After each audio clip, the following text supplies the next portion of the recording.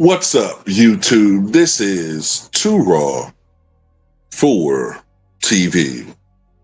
All right, so before I get into this video, shout out to the brother Trenard Washington for the donation to the channel via the Cash App. He says, thank you for that Charles Barkley video. Salute to you, brother, for showing love. I'm glad you appreciated that video.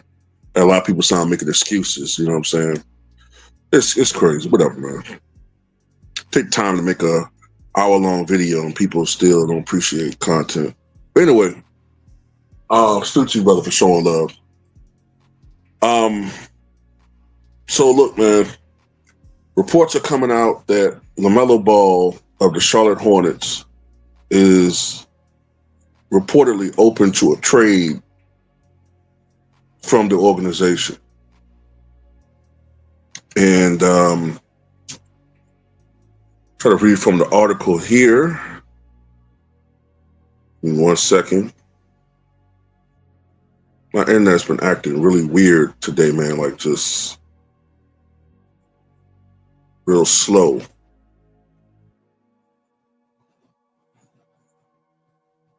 So following the Hornets' disappointing road loss to the 2-13 Indiana Pacers, their fourth straight, dropping Charlotte to 12th in the Eastern Conference with a 4-11 record.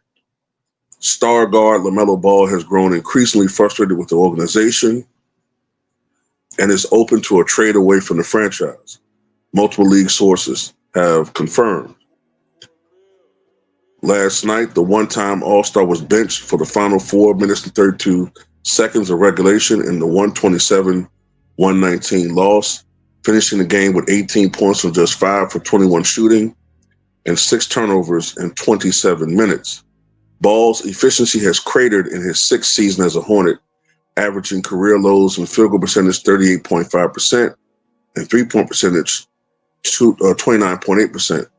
Ball still remains an elite playmaker, averaging career high in assists 9.6, and Charlotte is clearly a better team with Ball than without, 17.3 points better per 100 possessions with him on the floor. To say it's been a rough start in Charlotte is putting it lightly. Head coach Charles Lee has attempted to implement a more deliberate offensive system with more ball and player movement and empowering Jason Miller, who is out with a shoulder injury, and Miles Bridges, all which developing rookie Con Nopel, I'm going to pronounce that correctly, Nopel, in a heavily spaced attack. Per Cleaning the Glass, the Hornets are just 19th in offensive efficiency, although a 10th place jump from the 2024-25 season. But Charlotte still plays at a slow pace, just 20th in pace and 21st in half-court efficiency, despite Ball's consistent urge to push the tempo. And league sources say the front office is increasingly hesitant about cementing Ball as a long-term foundational piece, has become disillusioned with the 24-year-old and is open to moving him. Ball has appeared in just 9 games this season due to a right ankle injury. Despite Charlotte's slow start, there have been a few bright spots, notably the impressive early performances from rookies Nopel and Ryan Kalkbrenner. Should both sides decide to explore the trade market in the near future, Ball is still young enough to warrant intrigue around the league, but his albatross price tag may give pause to rival front offices.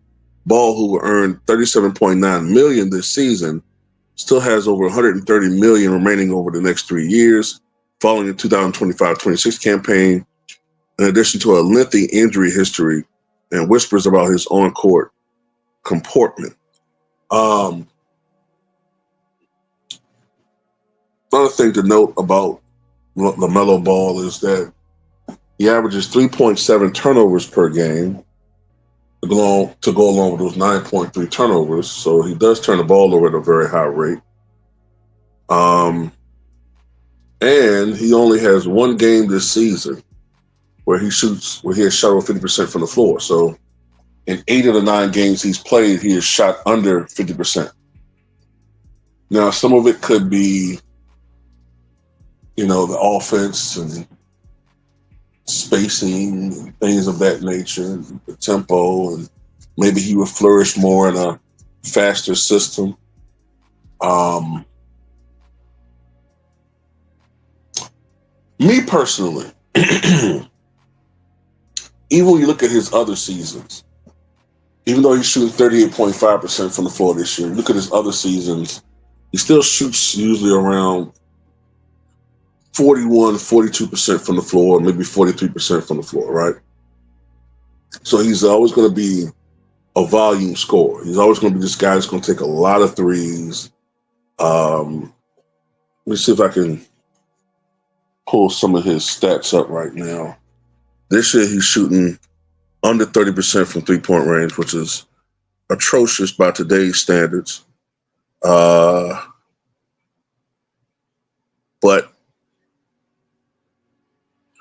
when you look at his prior seasons, last year he shot 34% from three. The year before that, 36%. The year before that, 38%.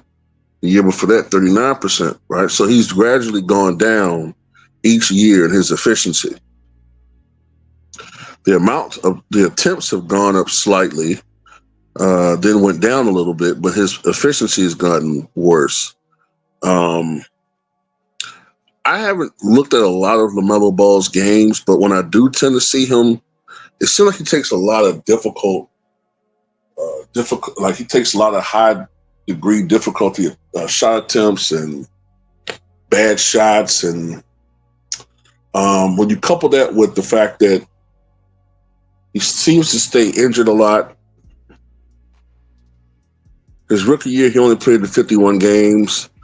Then his sophomore year, the lone year that he was a star, 21-22, he appeared in 75 games. The next year, there's 36. The next year, there's 22. Last year, there's 47 games. And this year, just 9 out of already, 15 games. So you got a guy that tends to stay injured a lot. And usually with ankle or calf or, those types of injuries. And I've also already seen some speculation that even though he's only 24 years old, there's some people that wonder if he's already starting to lose a little bit of his athleticism already, some of his earlier explosiveness.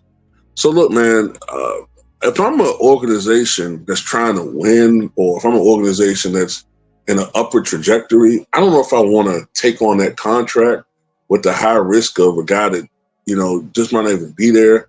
Plus, I don't know if he's the type of guy that you want as a teammate, you know what I'm saying?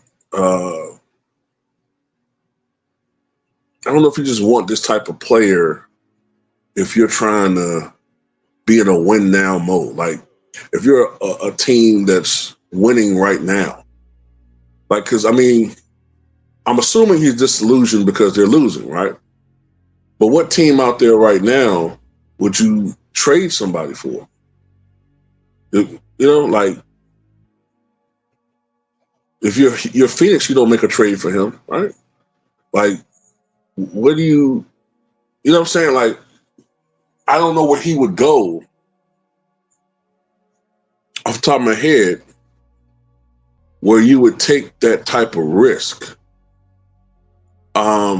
Maybe Orlando. Because, Desmond Bane is not that type of dude that's going to really be the difference maker. But do you take that type of risk if you're Orlando? Because, I'm just trying to just think of other different teams, right? Like, I don't know what Desmond Bane's contract looks like. I'm not the career reporter. I haven't really mastered these guys, contractual numbers and all that stuff, right? But,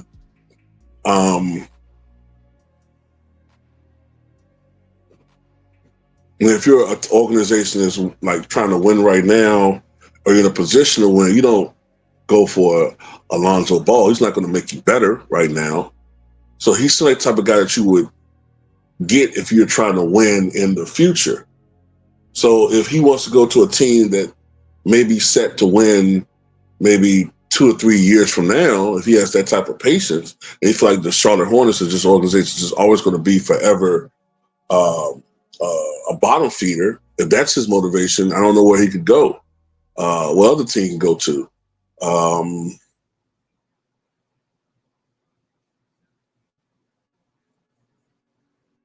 I don't know. Me personally, like I said, I've never been fond of a guy who is a high volume, shot jacking, often injured, not necessarily a defensive prowess type player. Like I, I, I don't know if he'll be moved this year. Who wants to take on that contract? But anyway, that's all I got to say about it, man. Tell what you guys think.